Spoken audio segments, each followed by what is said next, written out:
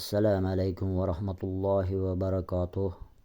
Avvalambor Alloh taologa hamd, payg'ambarimiz Mustafa sollallohu alayhi va sallamga ko'pdan ko'p salovat va salomlarimiz bo'lsin. Bizlarga Alloh taoloning rahmati, payg'ambarimizning shafoati nasib aylagan bo'lsin. Bismillahirrohmanirrohim. 3-kitob 130-hadis. Ummu Salamaning qizi Zaynab roziyallohu anhodan rivoyat qilinadi. Ummu Salama aytadi: Ummu Sulaym Rasululloh sollallohu alayhi va sallamning huzurlariga kelib: "Ey Allohning rasuli, Alloh haqdan hayo qilmaydi. Agar ayol kishi ehtilom bo'lsa, g'usl lozimmi?" dedi. Nabiy sollallohu alayhi va sallam: "Agar suvni ko'rsa", dedilar. Shunda Ummu Salama yuzini berkitibdi. Keyin: "Ey Allohning rasuli, ayol kishi ham ehtilom bo'ladimi?" debdi. "Ha, baraka topkur, bo'lmasa bolasi nimadan unga o'xshar edi", dedilar. Ehtilom uyquda erkak kishidan mani, ayol kishidan ajralma chiqishi. Bu hol ba'zan tushda jimo ko'rish orqali ham yuz beradi. Izoh: baraka topkur deb o'girilgan jumla so'zma-so'z tarjima qilinsa, o'ng qo'ling tuproqqa qorilgur degani bo'ladi.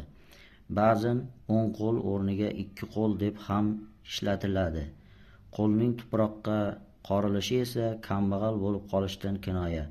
Ammo arablar iste'molda uni aslo ma'nosi yo'q bo'lib ketgan, balki biror narsaga undash, ajablanish, inkor qilish ma'nolarida ishlatiladigan iboraga aylanib qolgan.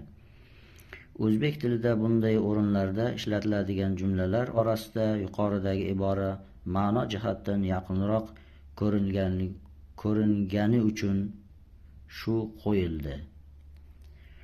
3-kitob 131-hadis. Abdulloh ibn Umar roziyallohu anhudan rivoyat qilinadi.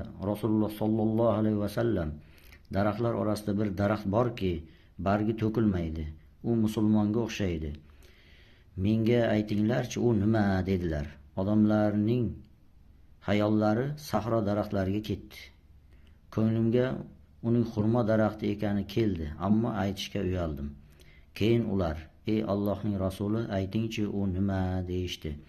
Shunda Rasululloh sollallohu alayhi va sallam: "U xurmodir", dedilar. Keyinchalik ko'nglimga kelgan narsani otamga aytgan edim. O'shani aytgan bo'lganingda falon narsalarim bo'lishidan ko'ra men uchun sevimliroq bo'lar edi, dedi.